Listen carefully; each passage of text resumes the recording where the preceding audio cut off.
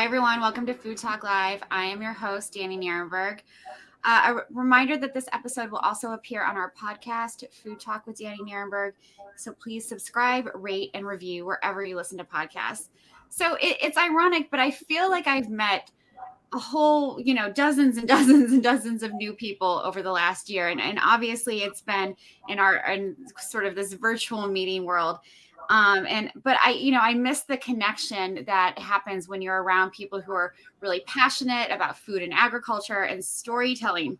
But when I met our guest, virtually, our guest today over Zoom, I kind of felt an immediate kinship. She's an amazing young person who is really doing incredibly important work around food and agriculture and telling stories and bringing different audiences together. So I'm really thrilled to introduce her. Earlene Cruz is the founder and director of Kitchen Connection, an organization that provides opportunities for chefs, home cooks, and people around the world to connect over cooking.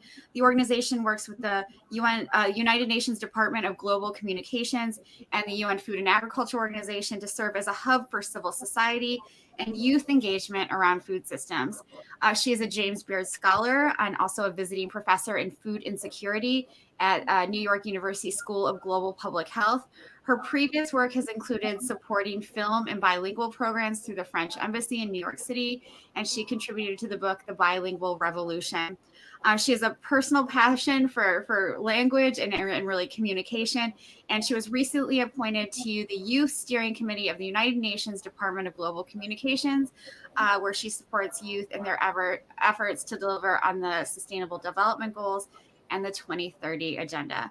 And she does numerous other things that would take me, I think, this whole half an hour to read off. But thank you so much, Earlene, for joining us. It's really nice to see you again. Thank you so much, Danny, for hosting this wonderful podcast, this wonderful experience, and for having me. I echo that sentiment. I also felt that connection, that kinship over the screen, which I only feel when it's genuine, when that passion really resonates. So thank you so much. Oh, it's my pleasure. So tell us about Kitchen Connection, Earlene, and what you're trying to do with it. Absolutely. I think before I tell you what we are up to recently and what we're going to do in the coming weeks and months, I think it's important to go back to how it started because as you noted, I really started off as an intern at the French Embassy and then started working more formally on a variety of projects at the embassy here in New York. And so the idea was to then go to law school for human rights. But I ended up going to Ghana and conducting research there.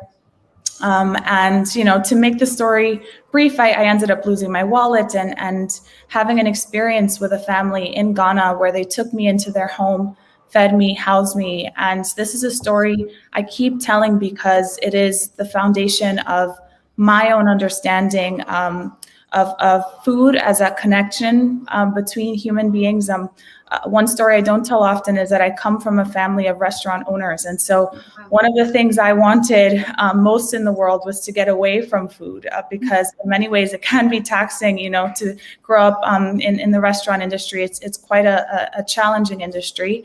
But yeah, I wanted to get away from food. And then that experience in Ghana with the family over a meal of what I know is called now red inspired me to want to recreate that connection that I had with them and to share that connection with people all over the world. In my head, I thought, why, is travel or experiences like this limited to people who have visas or the opportunity to travel or the finances or the means? And so Kitchen Connection really started as a hub for people to host or participate in online interactive cooking classes with the goal of having people not only learn about food and the recipe, but more importantly about the people and the stories behind that recipe. And so that is how it started. And eventually through my work as a youth representative at the UN, we got more involved with the United Nations, and I'm happy to say that we are together launching a series of really great platforms for young people to get involved, to get engaged, and to stay involved and engaged. That's fantastic. One of the things that I like about Kitchen Connection, and I like a lot of things, is that it's not you're not just focusing on chefs who've been trained at professionally at culinary institutes, but also cooks, regular folks who are like the family you met in Ghana, or the people I'm sure you've met all over the world who are great at putting wonderful meals together and focusing on the culinary traditions, but aren't recognized as chefs. Absolutely. I think that very term is really relative, because the term chef can mean a variety of things in many different countries. And so for us, our focus is indeed on the home cooks, on the gatekeepers of rich recipes, whether that person is a trained professional or not.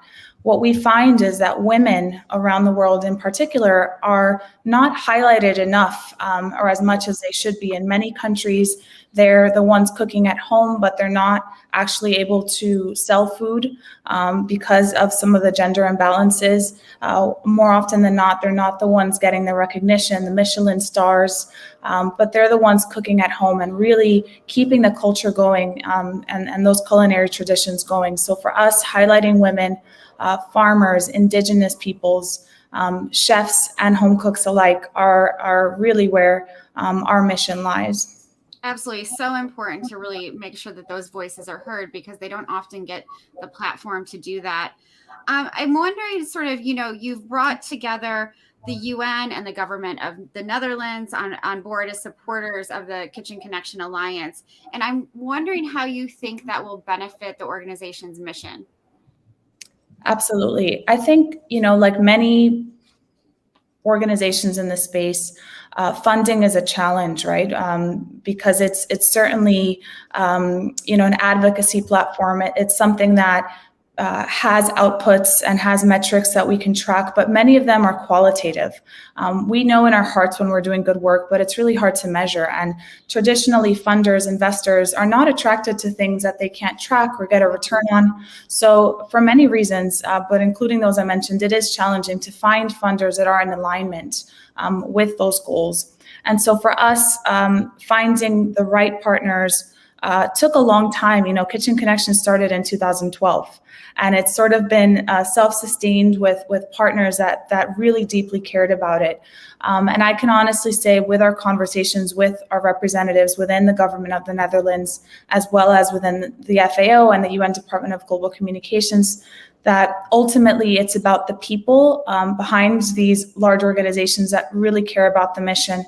And above any amount of money that is being poured into this project, it's the heart of those people that really will drive us forward, because we'll be in alignment in terms of what projects and programs we'll put together.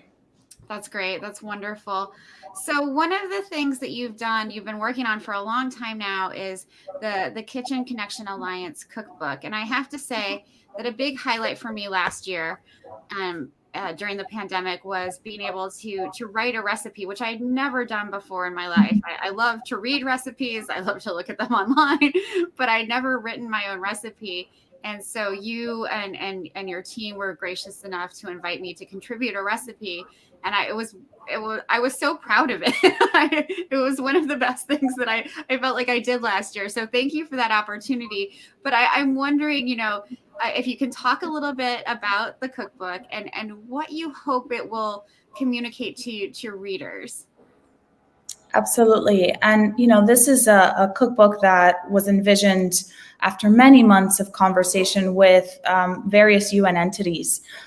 We supported the UN's Act Now campaign, which was focusing on climate at the time, to potentially produce a cookbook that was going to be called the United Nations Climate Cookbook.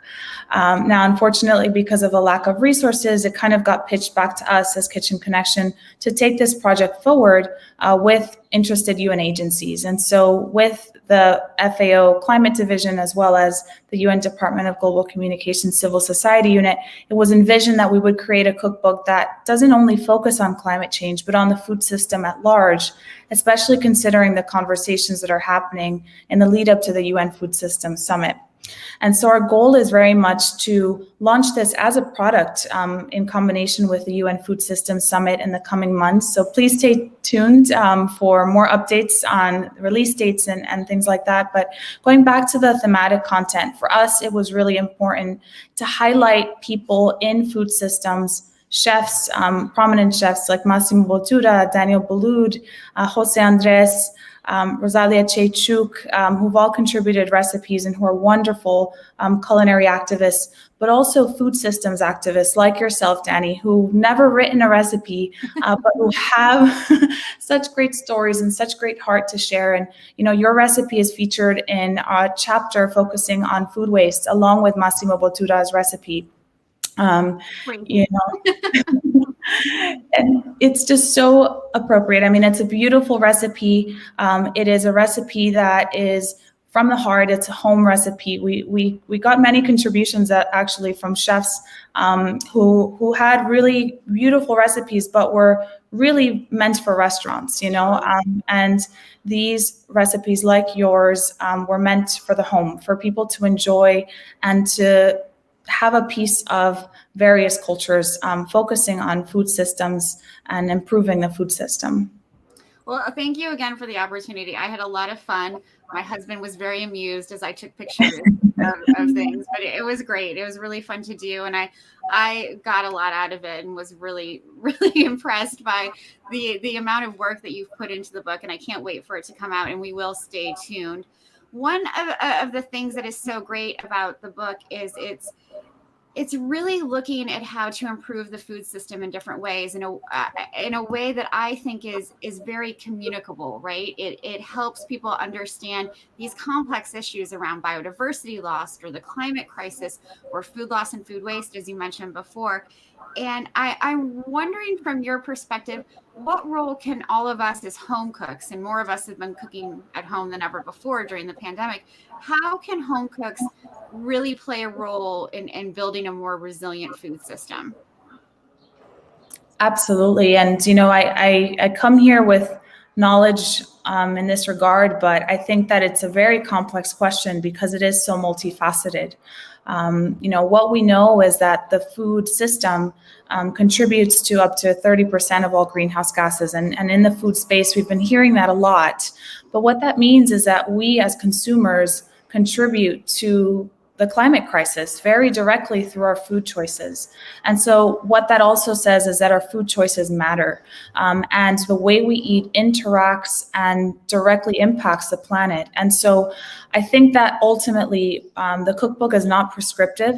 It does not have recipes from every country and every region and every city and state on the planet, but it does have a good selection, a good sample of recipes that are indeed, in their own way, in their own region, trying to support the planet, whether that is by reducing meat. And we know that meat reduction is important on a global scale, but that does not mean that every single person needs to stop eating meat, right? And so we're not preaching that. And the book does not have only vegan or vegetarian recipes.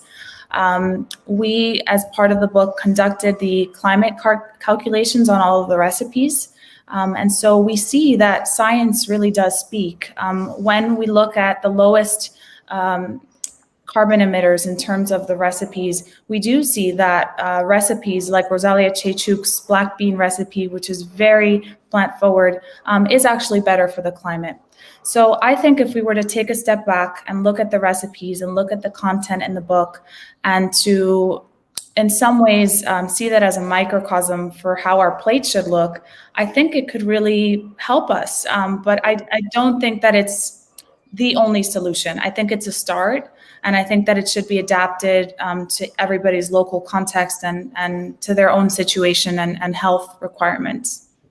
Absolutely. And it does really bring home in this very concrete way, how consumers can be part of the solution, not just, part of the problem. So I think that's really important to emphasize. Is there a particular recipe that you were surprised by, or that sort of, had you wondering how the person came up with it, whether they were a professional chef or someone like me?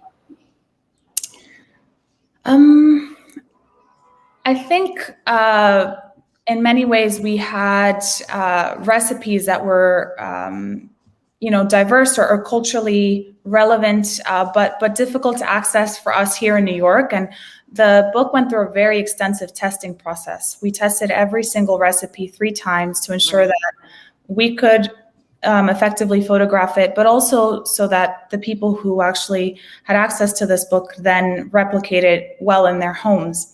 And so one of the recipes that surprisingly gave us a lot of trouble was Massimo Bottura's bread recipe. And I have to say, it looks very simple because he's using his grandmother's old breadcrumbs, basically, is what this is inspired by. And so based on those breadcrumbs, he makes pasta. But it had to go to 2 or 3 recipe testers who are really professional and wonderful. And you and I both know Lauren, Danny, and it was quite a challenge for us to figure out how to actually make this work. Sure. He's obviously a professional who can take, I think, dust and turn it into anything beautiful. But for us, it was actually a challenge to make this work. So for us, when it actually did work, and we figured out a way to adapt it to the context where it was being tested here in New York, it was a success. And it actually made the whole testing process easier because we were able to figure out what kinds of questions to ask the contributors in order to actually make their recipes their own within our context. So, yep. That's really important for people to be able to do it. One of the things that I do is I read cookbooks for pleasure, and a lot of folks do that. But you also want to be able to execute some of these dishes because they are beautiful. They're, in your case, really good for the environment. They're ways to communicate about different aspects of the food system in wonderful ways. So you want to be able to really execute it and taste it. I think that's one of the most important parts. So you've mentioned some of the activities, including the cookbook, that are being planned in the lead up to the UN Food System Summit.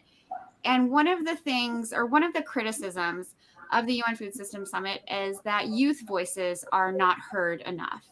And I'm wondering how you're tackling making sure that youth are included in these discussions, and not just the lead up, but actually making change in what is happening in September or October, as the case may be, at the UN Food System Summit. Yeah, definitely. And I have to say that this is something I do lose sleep over because I care about it deeply. As someone who's been empowered and as someone who, regardless of age, tries to empower, I think that, it's not always top down in terms of age.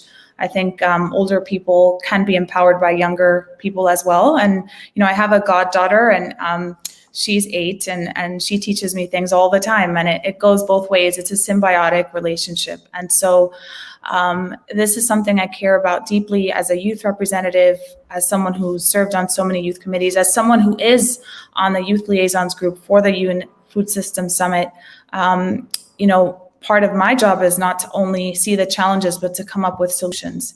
And so, that criticism is obviously something that should not be taken lightly. I think that we all have a responsibility to open up the opportunities to other youth, and I hold myself accountable to that. I think that the best way to do that is to actually get input from the youth that are already there, and to have them actively extend a hand to other youth in their networks. Because what we see at a lot of these events is that young people, while they might be regionally diverse or coming from different countries and meeting at the UN, they're not often socioeconomically diverse. Sure. They may actually be able to afford to fly to New York or Geneva or Rome for these conferences and meetings. But what happens to the rural youth from those countries or regions? So I think that we all have a responsibility, once we're at the table, to extend that table to others, respectively within our communities. I love that. And I'm so grateful that you brought up sort of cultural diversity and socioeconomic diversity. These things are not discussed enough, because you're right. All of us who can travel to these events are in a very different place than those who can't. And we need to make sure that all voices have literally a seat at the table. And one of the things that you've done is to launch something called Table Talks. Can you talk a little bit about that? Absolutely. I think it's a great segue into that. I'm not really great with promoting, even if it's, not my thing at all. It's our thing collectively, but I think it is indeed the goal of Table Talks, which just launched today, actually. It was an effort. Thank you. It was an effort of the FAO and the UN Department of Global Communications, along with Kitchen Connection, to really bring youth who care deeply about food systems to the table. And so the goal was to start off with a small community call with youth who are already there and to talk about how to include more youth in conversations like these. That was the first topic for this session, but every 2 months, the topic will change and it will be voted on collectively by the group of attendees with the goal of growing this group organically. Our goal is not to have thousands of people joining our calls and boasting the numbers, but rather to have really deep conversations where we're in breakout rooms over coffee and tea. We're inviting everyone to bring coffee, tea, and food, and really just get to know each other. I personally really benefit from working in environments where I have personal connections with the people that I'm working with, where I get to know them at a deeper level. I get to know their interests. I know who they are and why they care about this. I think afterwards, planning an event, planning an engagement, planning a proposal or policy brief is really easy. But making those connections strong before we actually get to work, I think is a goal of these talks moving forward. And it's such a critical time because of what we've all faced with the pandemic over the last year and a half, to make those connections virtually and hopefully make them in person later down the line. But I think everyone's craving that in terms of getting to know people and making friends online and making connections online and getting those resources that you need to do your work better. So I think it's important. And again, it goes back to what I said at the beginning. One of the reasons that I really enjoy talking to you is that I knew from that very moment of meeting you that we were going to, have an opportunity to do this podcast, to do other things together. And it creates a level of excitement and breaks the monotony of what has been, again, a really awful year. And I think we need that now more than ever. So thank you for working with your partners to create such a safe space for people to come together, and especially young people.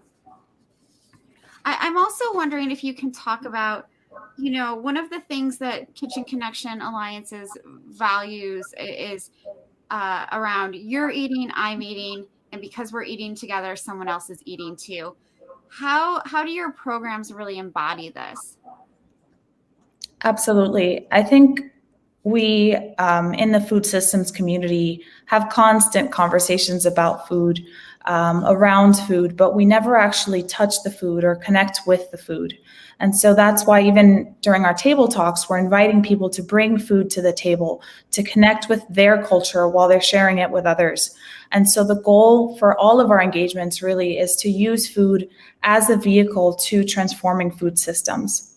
Again, the goal of our events, whether it's a cooking class or a cooking demonstration or a discussion or dialogue, is not just to talk about the food and the culture, but to go beyond that, to talk about climate change and to talk about gender equality and to talk about poverty and all of these issues that are connected in many ways to the SDGs and beyond, that are linked to food. Because, we're biased when we say that food is at the heart of everything, but truly, we believe and we know that if a community is not well fed, it cannot be a productive, contributor to society. So generally, it is at the heart of everything, but we forget the food when we're actually talking about all of these issues related to food. So that's our goal with our events. We were able to bring together an Israeli chef and a Palestinian chef. Wow. A few years ago, to talk about shakshuka and how delicious it is and how they both make it better.